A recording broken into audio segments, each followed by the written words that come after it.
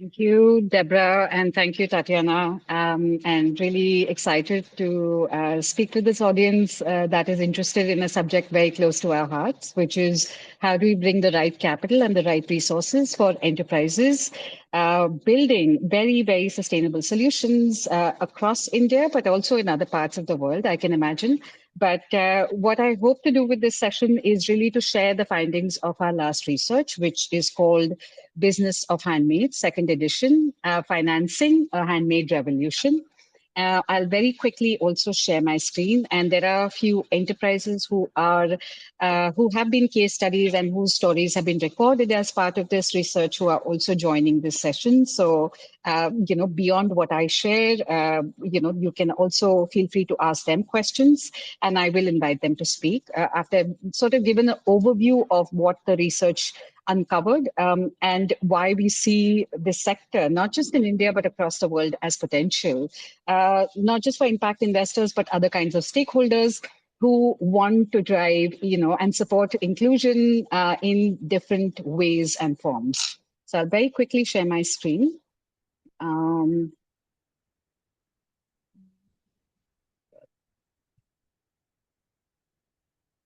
I should also perhaps warn you that I am tech challenged.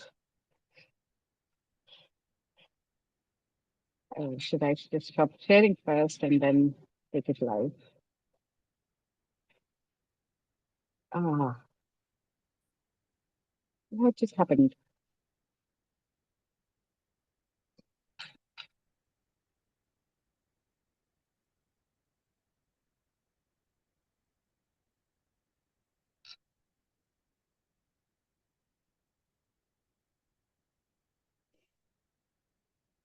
Please allow me a few seconds while I take you through the slideshow.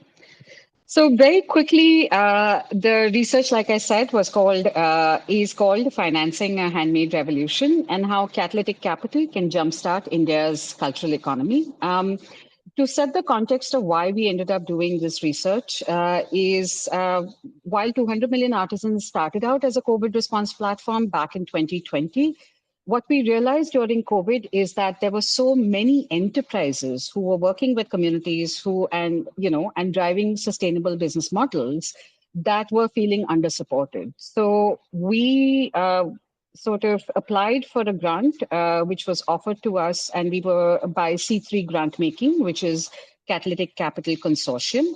And we were one of the 14 projects selected across the world to understand, one, the role of financing to support craft-led MSMEs, which is micro, small, medium-sized enterprises in India, and for-profit businesses largely. And if catalytic capital can indeed play a role or can play a role in supporting their growth and the impact that they're trying to create.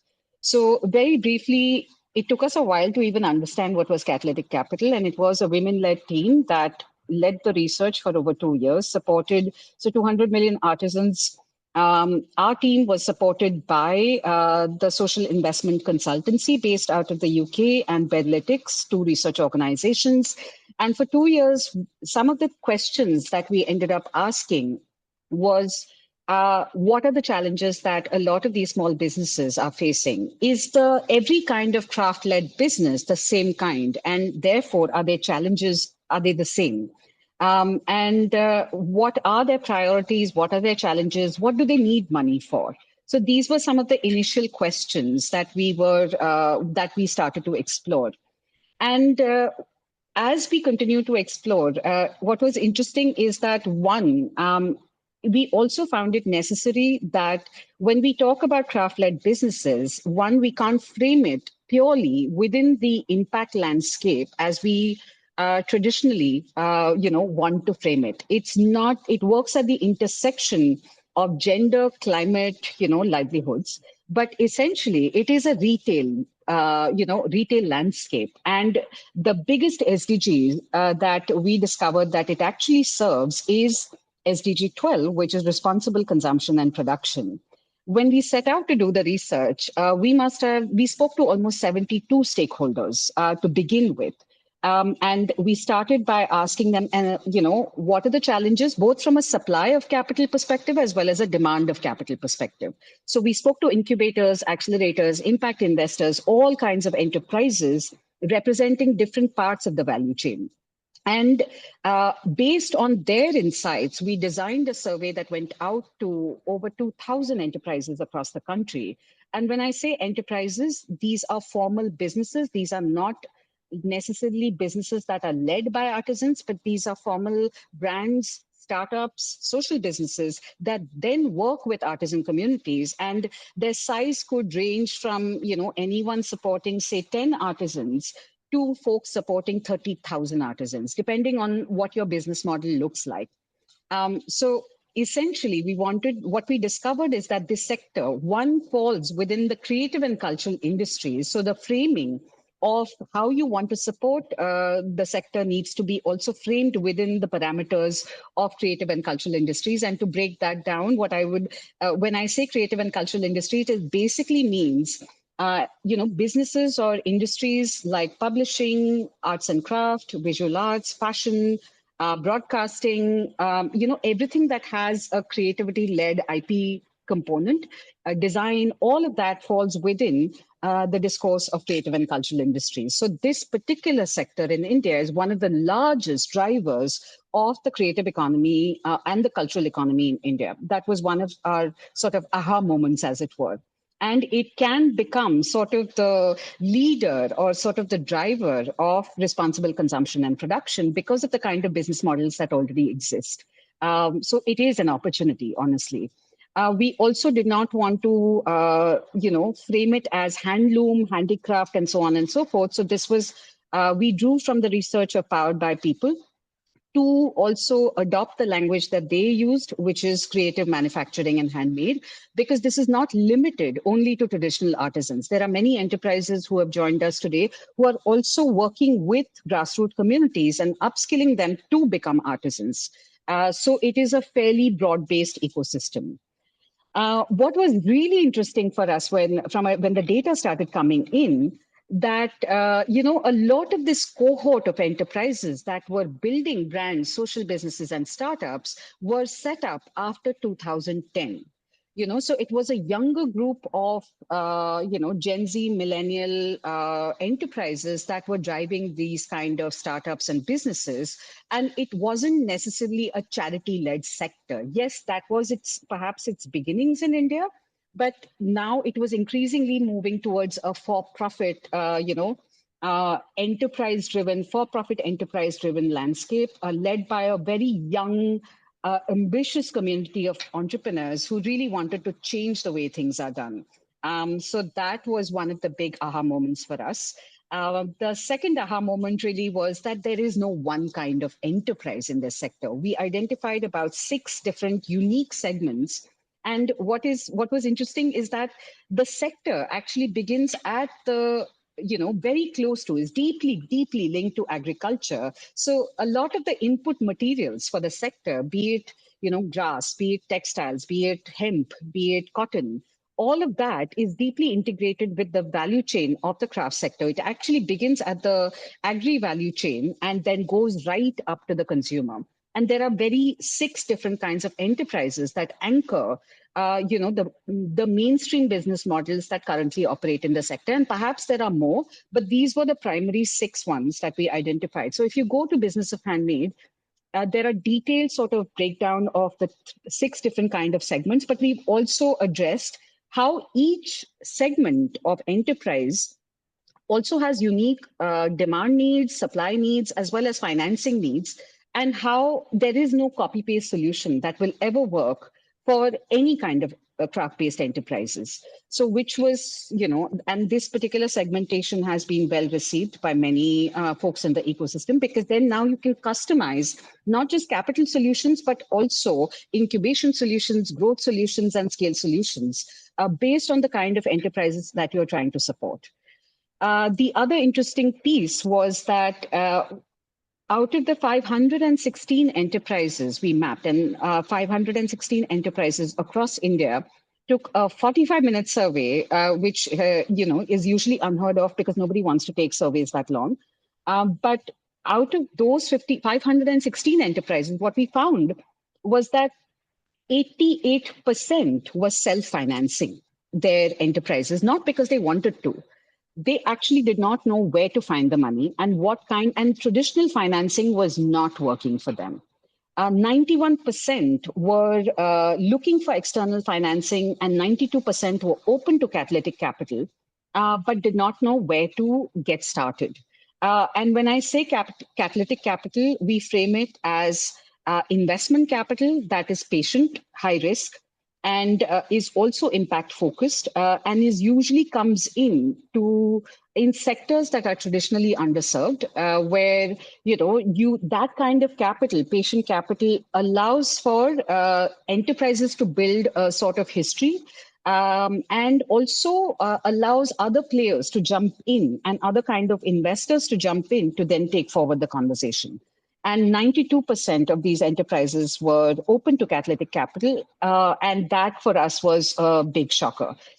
Now, if you're familiar with the idea of the missing middle, which is basically most enterprises that are small, medium, micro, small, and medium, or in the SME landscape, the biggest funding gap or financing gap is usually between $20,000 to about $250,000.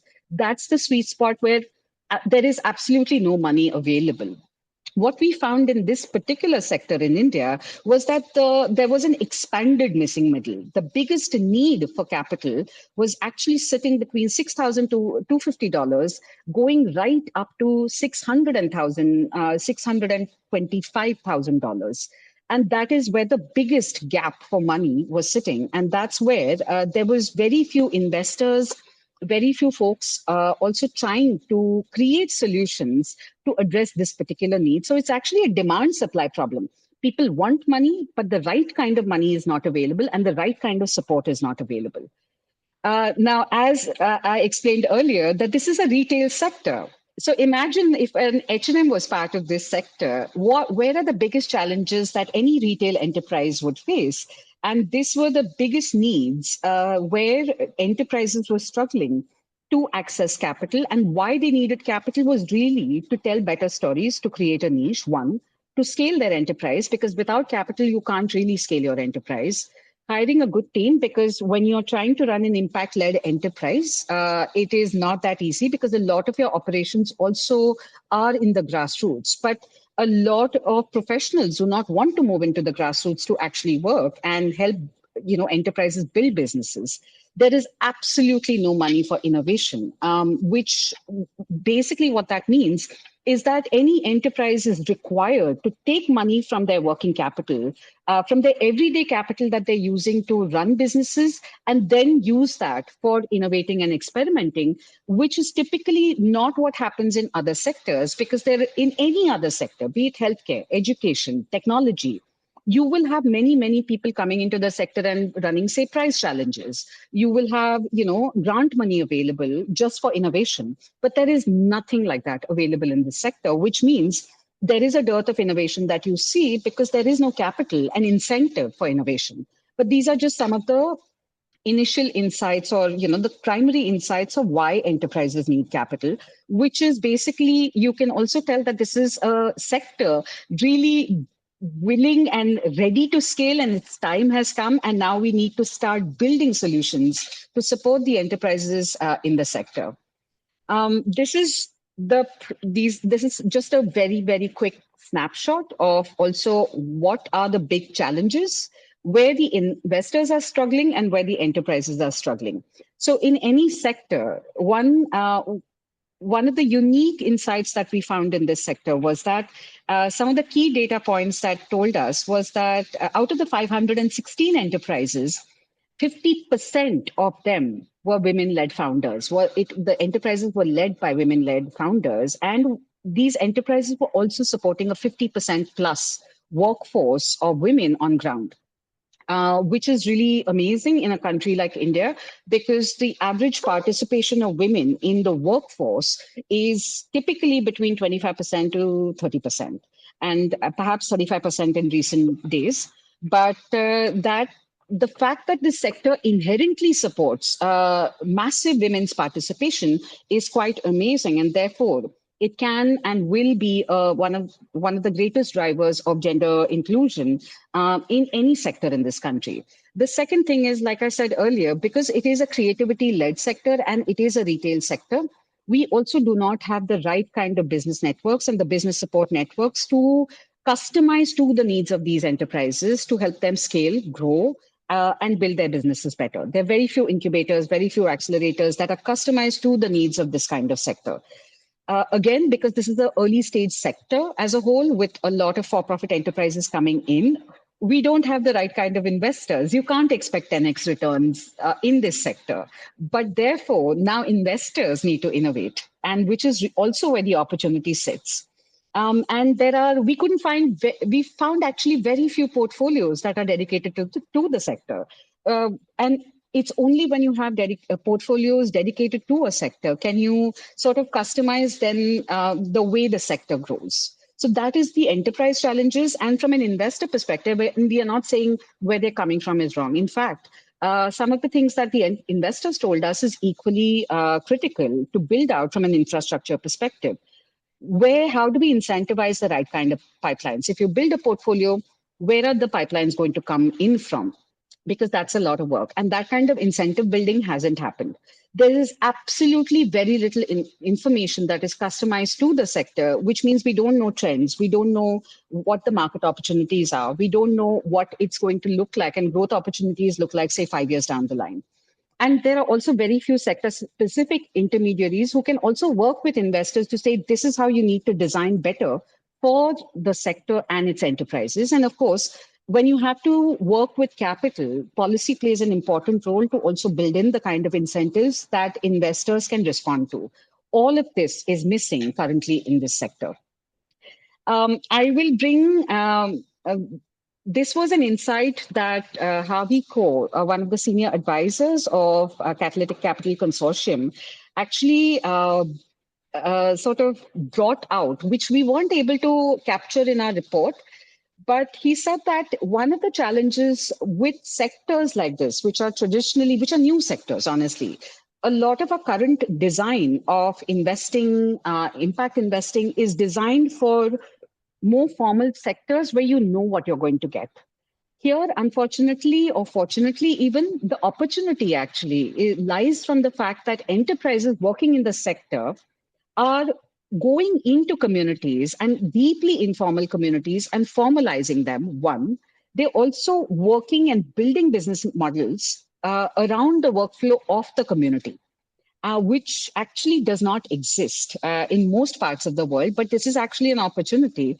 And what he's inviting investors to understand is that now we need to customize solutions and investment solutions to also respond to the needs and the unique needs of enterprises working not just in India, but also in the global south, because it is a reflection of many kinds of enterprises that are coming up across the global south, which includes Southeast Asia, Latin America, Africa, and other parts of the world, and in global majority countries. So there is an investment opportunity, and it is up to now the investors to actually meet the enterprises at least midway to say, how do we design better solutions and impact investment solutions, even capital solutions for enterprises such as this.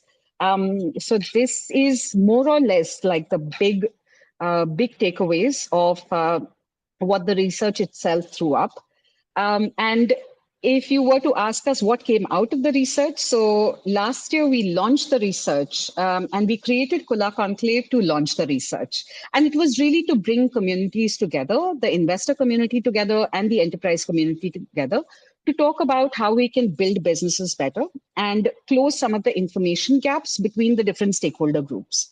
We didn't expect Kula to, find the response that it did. So this year, we are bringing back Kula to sort of, again, bring a meaningful community together of capital providers, of ecosystem actors invested in wanting to build this sector, as well as high potential, high growth enterprises who are looking for money, who are capital ready, who are interested in scaling and growing. And when I say scaling and growing, the metrics of scale and growth in this sector will be different to any other sector that we are, used to in more ways than one. But the opportunity sits, and that is really why we are inviting a very selected community of people to then come together and build solutions together for the sector. The other thing that emerged was, like I said, there were many enterprises who said that we don't have innovation capital in the sector. And that is the reason why we also launched Kula Innovate, which is an innovation challenge, just to catalyze innovation and also unlock capital.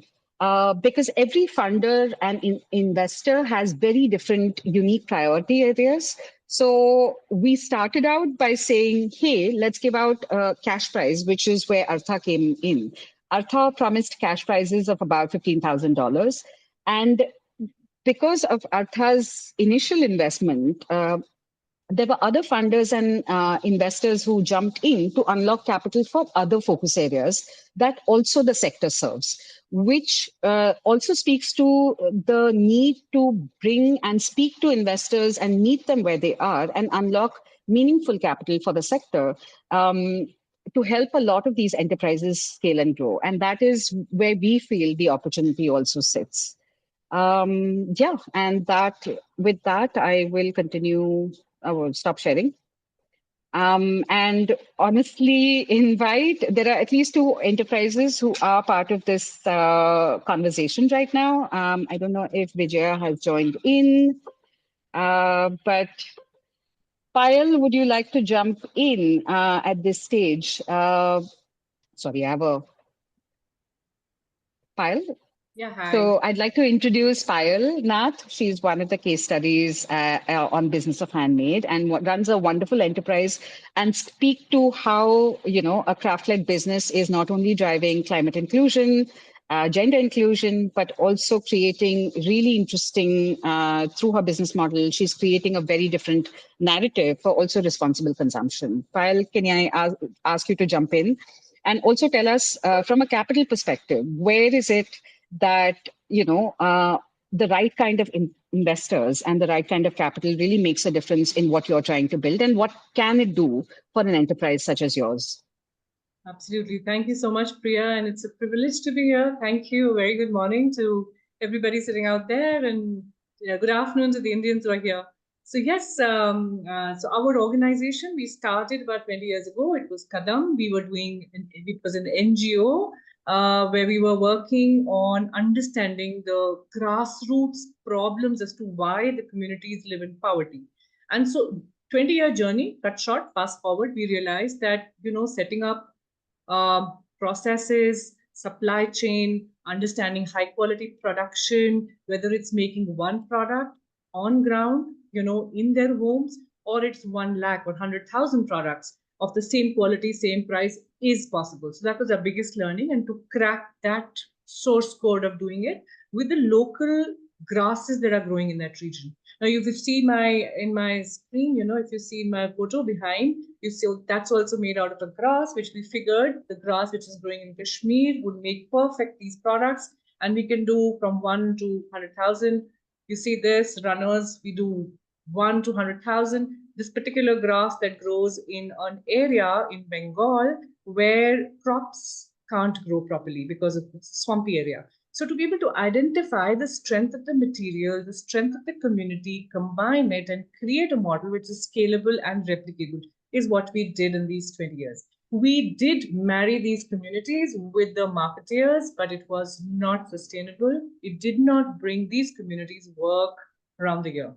So we realized that we needed to build a brand and to be the face of these basketry makers and come out globally, because now globally people do appreciate handmade products, but not just handmade, which are contemporary, which are affordable, which are price sensitive, and yet high quality, and you can have multiples of the same as well, which was missing in this sector. So we sort of identified the need. Actually, the brand or the for profit was born out of a necessity. And thanks to Priya, she did a research, thing on case study on us and made it published, and that sort of got us the first capital. Also to take it, mainstream in the D2C, to make it D2C.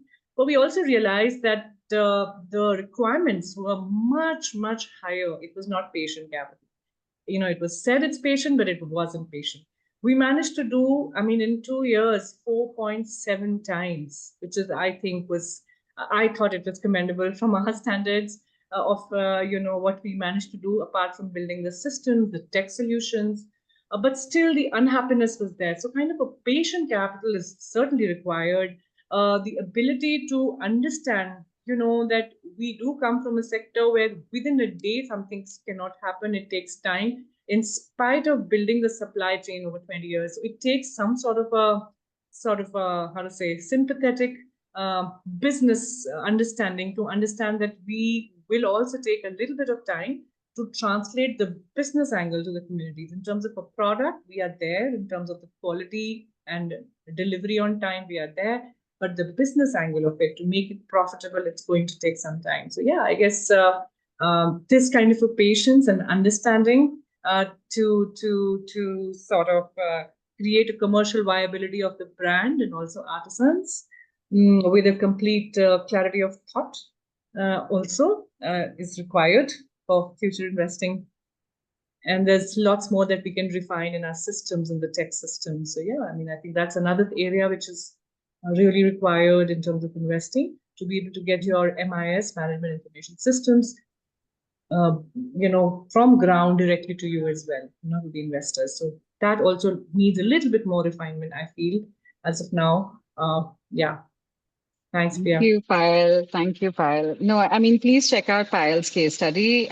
We've tried to delve into it as much as we can. And she's also spread across 2 case studies actually on our website. But it's a very interesting model. And also those interested in climate action should look at models like hers, because it's also speaking to a very different kind of market opportunity.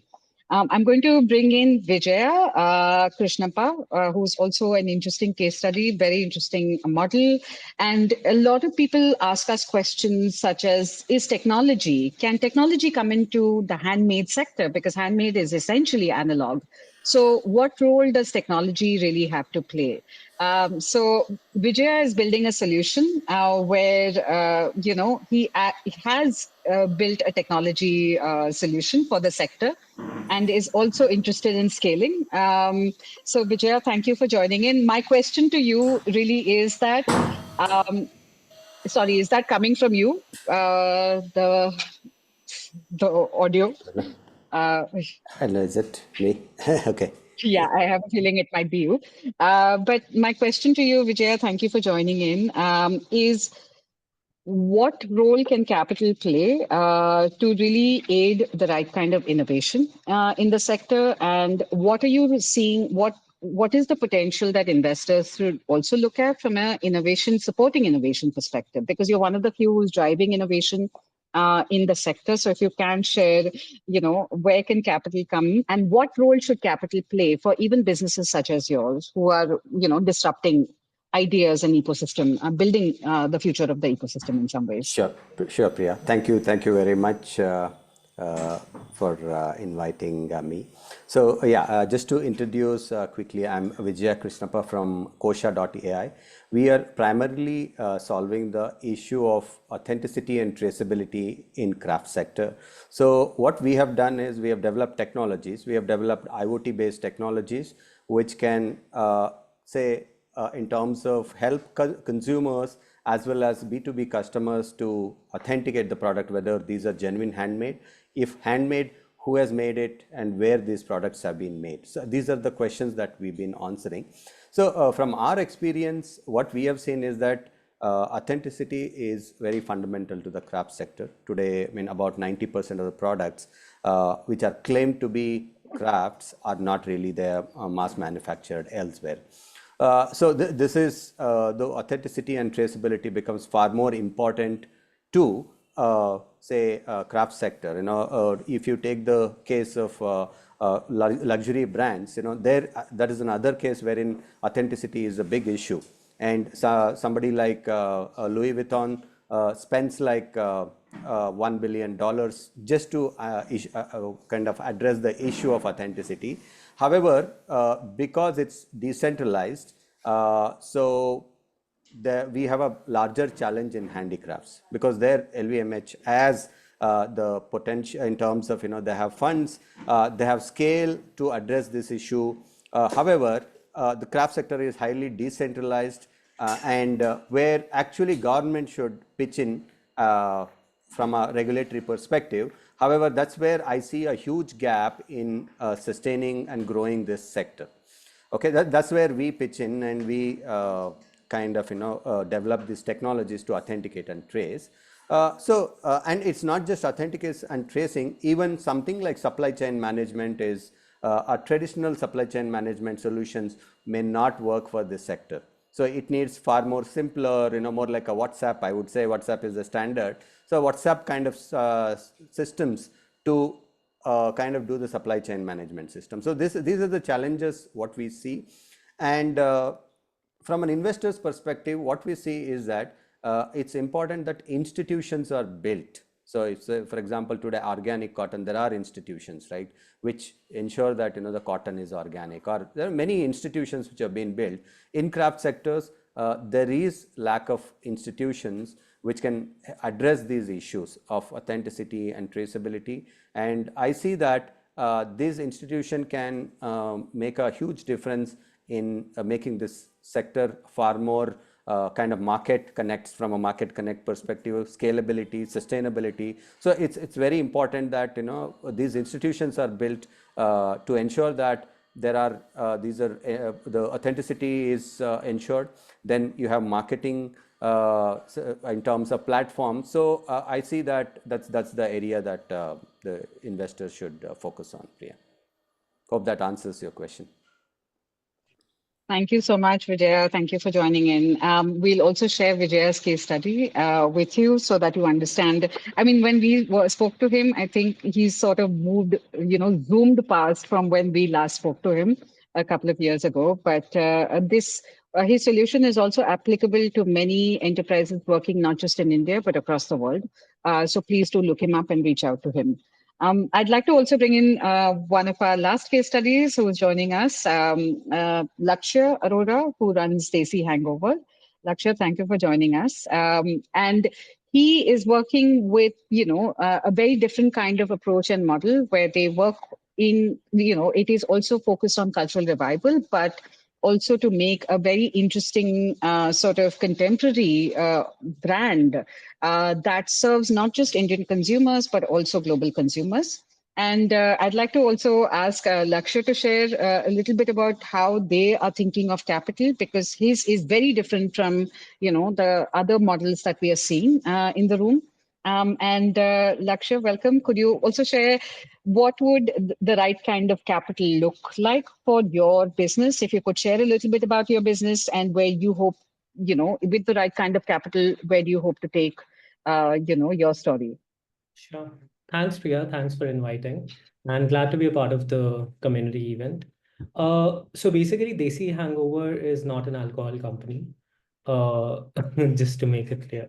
So we do handcrafted leather shoes, these and now non-leather as well. So we are happy about that. So these shoes are made by artisans residing in the Athni cluster of India. Athni, just to give you a wake of India, India has different craft clusters. Clusters are units where artisans work. And this is in the southern part of a huge country of India for everyone who's not from India. So it's very close to Bangalore and Goa, where Priya apparently should be this time. So so we work with about 100 artisans right now. The entire cluster has close to 5,000 artisans. What we do is we work on a craft which is about 800 years old. When we started back in 2015, 2016, the craft was almost on the verge of dying because the newer generation wasn't taking it up. A few reasons for that were that, first of all, there was less money in the business. Second reason was it wasn't as glamorous as other things. So so there was no branded approach, there was no office. They did not really know. They were seeing other people on Instagram. They were not being tagged anywhere, etc. So those were some of the challenges that we solved, and we eventually created a brand out of it because we realized, learning from Kadam Hart and a bunch of others who started before us, that creating a brand is sort of where the essential value lies, and that is how you can also bring back money to the artisan community in the right way. Because at the end of the day, you can only pay them between 20 to 25% of the MRP that you're charging. So your MRPs have to be high enough.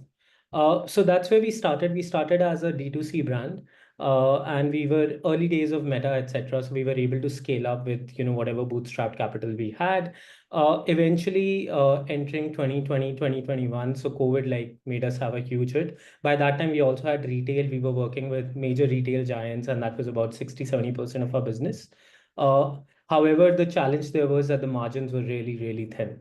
So what happened during COVID was the entire business on the retail side died and also D2C died. So after COVID, for the first time, we were in the need of raising funding. So that's where we first raised our round of funding, which was an equity round. Now that round was to revive our D2C channels as well as to focus back on retail. So we were able to again scale back our D2C channels. However, and this is where the first challenge with equity came into the picture. So though we did an equity raise and our investors were fairly patient, the challenge there was they did not have the capability to do a follow-on round. And now that is a very critical issue because what happens is that you raise your first round of capital, and in the business of handmade or craft, it's very tough to go to a traditional VC, ask them and imply them to put in capital. And if you're existing investor, which most of the impact investors are, do not really have the strength to put you a follow-on round, it becomes extremely difficult, which moves to switching your business model because D2C is a cost-intensive model and it takes about 3 to 5 years to do that. So that is one challenge, and that is one challenge that really needs to be solved. Either traditional VCs need to understand the D2C part of craft, or there have to be investors which can do follow-on rounds, and because otherwise everyone's at a loss. So last year we tried to raise a Series A round. We were not able to do it. Since we were not able to do it, we had to shut down our D2C channel completely and move to a retail side of business. Now, what happens in retail is, so there are different businesses, right? Like there are artisans who are making 50 units of a product a day. So if they make like about 15 rupees out of it, they're able to make enough money to be, above the poverty line. But in our case, artisans only make 2 units of shoes at max in a day, even after scaling up the production. Now, in that case, if we are like literally living on 20-25% margins with these retailers, what do we really pass on to the artisans? Right? So that puts us in a very big fix and a situation. Now that's where working capital comes in, and that is the second challenge. Working capital is superbly expensive in India.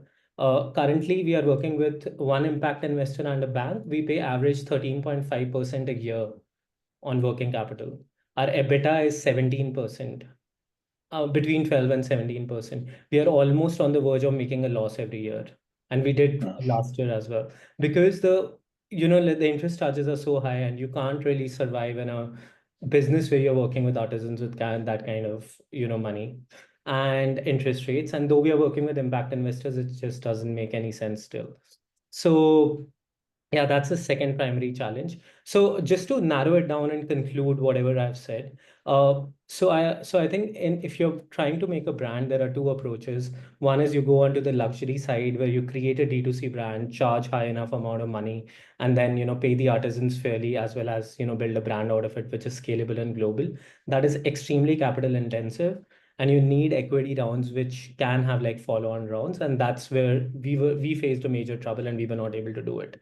However, if you move to the retail side, you can still make a sustainable business by working with Fab Indias of the world, Metro Shoes, or the big large format retailers. It's totally doable if you get working capital at the range of 4 to 5% or maximum 6%, because that gives enough bandwidth to the business to have profitability, still scale up, and also pay the artisans fairly. So this is like the two-way we've seen the business, and we've moved from D2C to retail. We really want to move back to the D2C side and actually start making progress. But again, like raising capital is an issue, and D2C is a capital intensive thing. We cannot really sustain. And lastly, just to conclude, we've never raised a grant, but I think grants could be like really interesting in doing capacity building and like grassroots level work. We always thought that our profits should fund and do it, and that's what we've done. But now, since we are in a capital crunch, I feel we need a grant also to work with the artisans. But yeah, this is how I see the situation. Thank you. But yeah, I hope that answers. I know Deborah said that we should move into Q&A, but yeah.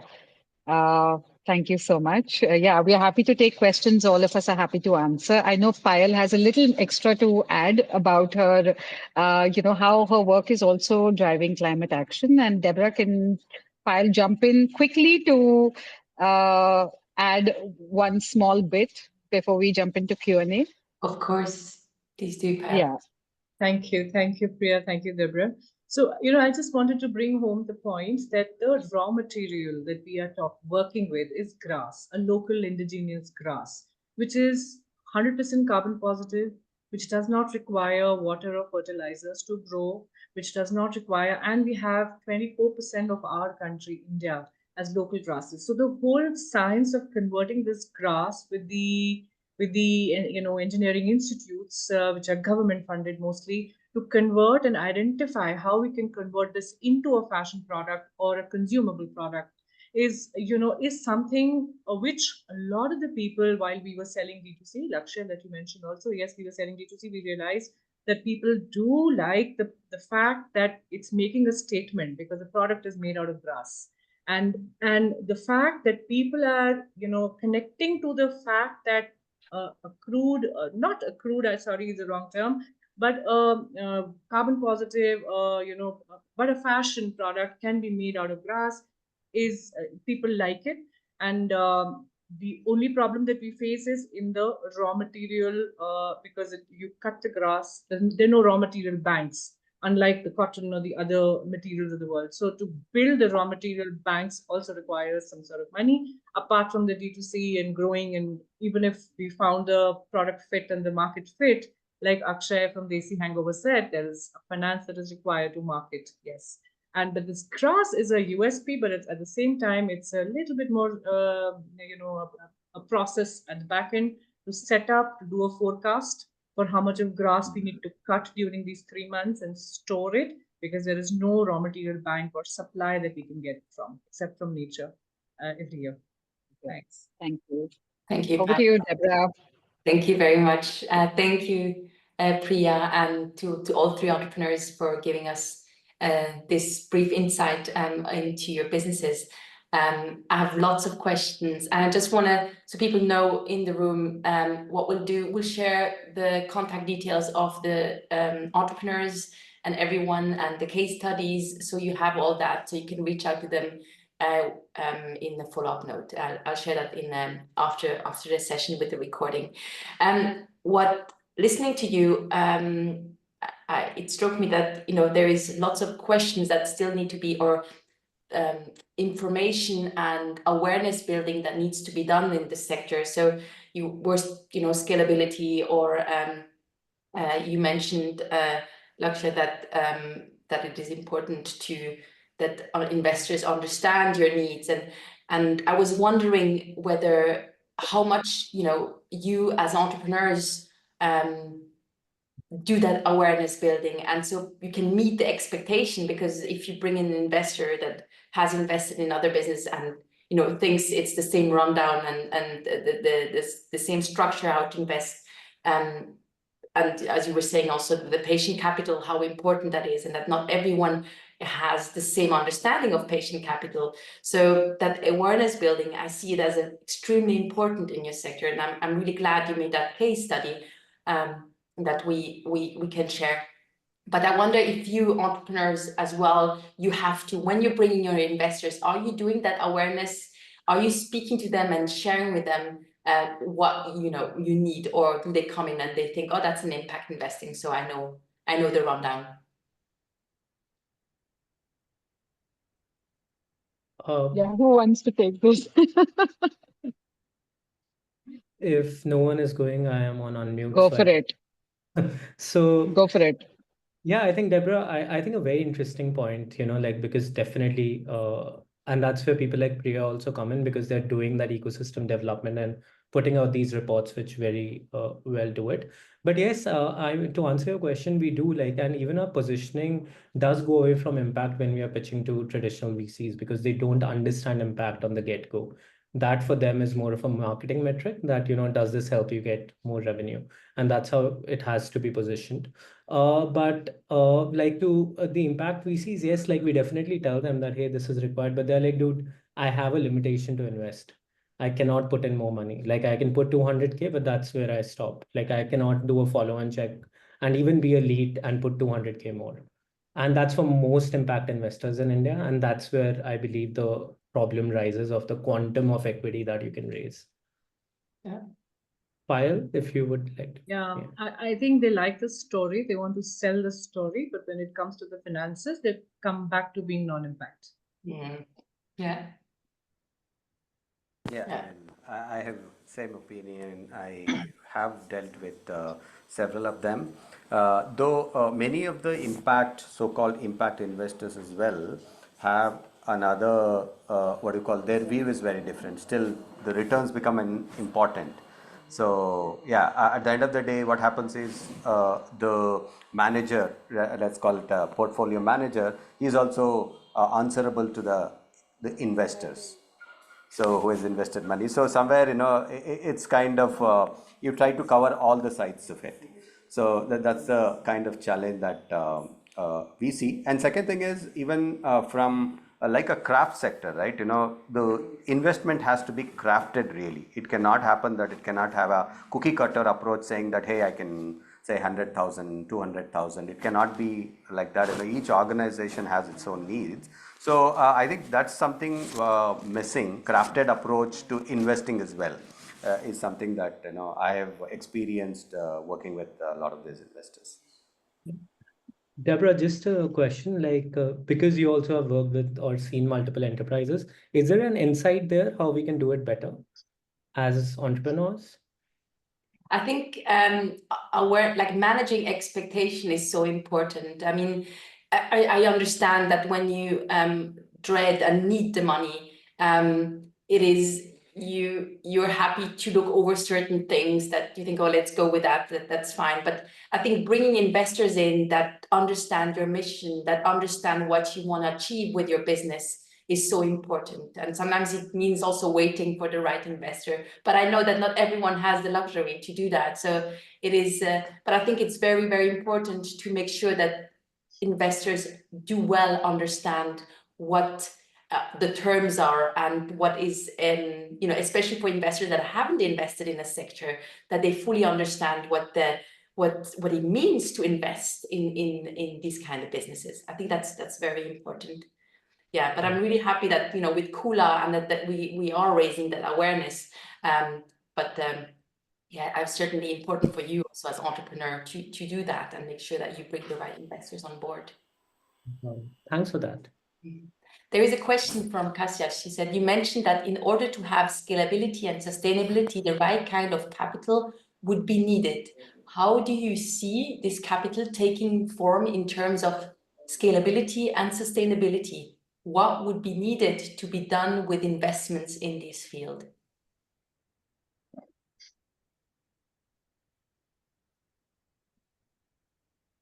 And then she's adding also, lastly, can you name the most authentic websites or retail spaces dedicated to empowering brands for underserved communities or sustainable sourced and ethical brands? So whatever question you want to answer, please go ahead. So maybe I'll answer this question. So like I mentioned, so today three of us spoke about three different aspects of it, working capital, institutional building. So I see that there's no one answer to say how this investment has to be deployed.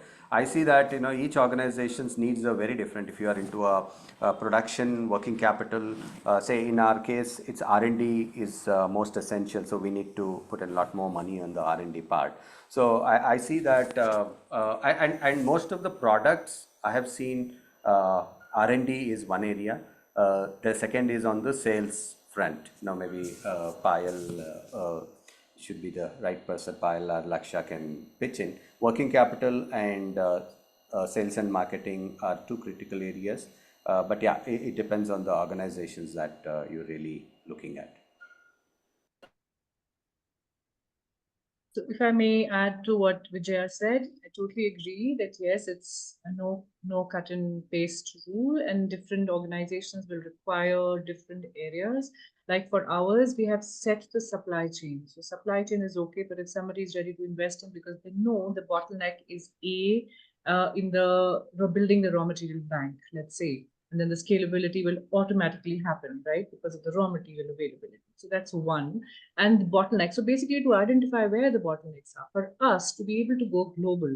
In India, we've set a footprint already. People do recognize our brand. They come back to us. Celebs are buying our products now organically with no money spent to get them. But for global, we know for sustainability, global market is much, much bigger. India is just still a lip talk about sustainability. So to get there, we require a pilot money for any one country to see what is working in that country. So yeah, so it's different. Absolutely agree with Vijay that it's different for different organizations. How to make that match? I don't know. Maybe Kula and everybody here has an answer. I concur with all the points. I just remember one thing that an investor said who never invested in us, that whenever you can raise capital, just raise. It's better to have more money in the bank account. So whatever the situation at that point and whatever serves a purpose to pitch, like it's important to have runway and capital. So probably like that's also another approach just to think about as an alternative. Lakshay, for example, like we ran out of the D2C money, but then we couldn't grow at the pace that we know that the market is waiting for our product. They reach out to us and ask for more. But then we are okay to be stagnant and be at that. Or maybe if it requires a little bit of degrowth, we are okay. But a lot of investors do not understand this as well. They must understand why the degrowth is happening. Not because of sustainability, not because we need the money to reach out. Yeah. That sensitivity is. We have another question from Nigel. He is asking, that's for you, Priya, why SDG 12 has been selected as key impact driver. Why not livelihoods and job creation? So so one of the things you need to, I mean, at least the way I look at it, and I will also invite the enterprises to weigh in on this. So job creation can happen even if you give them something, you ask them to dig holes. You ask anybody to dig a bunch of holes and you pay them for it. That is also job creation. In this particular sector, unlike agriculture, and we were having this conversation around with somebody else, which is aggregating both agricultural products and craft-based products and saying, oh, we are creating access to everybody in the craft ecosystem. One thing you need to understand, and Nigel, this is perhaps a question for you. Do you care about what you wear? Do you care about the books that you read? Do you care about the music that you listen to? Because if you care about all these things, then you make a critical and a subjective choice about what you put on your body, on your life, and what you bring into your life. And the craft is a subjective experience. There is no one kind of consumer of craft. There is no one kind of audience to craft. Job creation can happen in multiple ways, but essentially what the sector, and as you can tell, every enterprise working in the sector is serving a deeply subjective consumer. Because you might like this yellow that I'm wearing, but Deborah might not like this yellow that I'm wearing. And that is really the beauty of the craft sector. And it is therefore a retail sector. And our argument is simply this: you support the enterprises to help build sustainable businesses, the jobs will follow. We are not, the day you are helping enterprises sell their products meaningfully, reach the right kind of consumers, reach the right kind of networks, the jobs will follow. You can't create jobs, because if you create jobs and if that remains your priority, then what happens to the products that they create if they can't find markets to sell? Then, you have already failed the enterprise and the enterprise will crash. On the other hand, the day you frame it within SDG 12, you are saying that this is a question of consumption. It is also a question of production, which means those are the two key areas from a retail perspective you need to address. And you acknowledge this sector as a retail organization, which means you need to build the supply side of the story as well as the demand side of the story, which also means that the consumer today needs to be educated. And therefore, that in itself can open up business models for the future.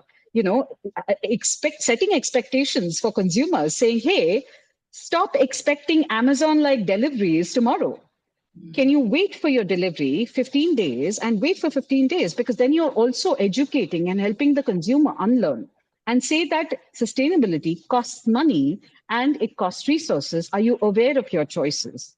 And that's why we feel that it needs to be framed, one, within the creative and cultural economy, because it is a creative process, and two, that this is a consumption and production challenge, not a livelihoods challenge, not a gender challenge. All that is intersectional in this sector, and it happens irrespective. But unless you see it as a retail sector, it'll be difficult for it to scale. Thank you for those words, Priya. I think you hit the nail, because I think it's so important to understand that this is the, and that brings in back the awareness creation. Even the consumers, I'm 100% sure that a consumer, if they understand the path, the traceability, the product, what's been put in there, and have the time and also the interest in getting to know or wanting to know about the product, they would also understand what the other products bring that being shipped through Amazon and what the effects are. I think they will choose a product that they know that it has been produced sustainable, and they're also happy to wait the 15 days that you mentioned. So I think that awareness building also needs to happen within the consumers, because people don't have time to understand. But I think with the traceability, with the understanding, to bring more transparency there, will educate the consumer, and consumer will be instead of buying 10 products, they would maybe buy one, which might be more expensive, but they will know what is behind. And I think that is so important. And I really hope that with Kula, with the businesses that are here and everything that you're doing, the work, that this understanding comes, to the consumer and to the investors, that they need to understand how this space works. And therefore, I'm really excited to see what happens out of Kula. I think we should do a follow-up session. I think there's so much more to be discussed in this session. So I feel like an hour was not enough at all. So let's see how, what the next topic could be. Maybe we could look into doing something next year. And again, I'll be doing a follow-up note. So to everyone who's in the room, please share this to anyone who needs to know and understand how this space works, and make sure to connect Priya or the entrepreneurs that spoke today with the right people in your network. It's all about collaboration, and we can only move the needle if we work together. So please do that. Really appreciate your help there.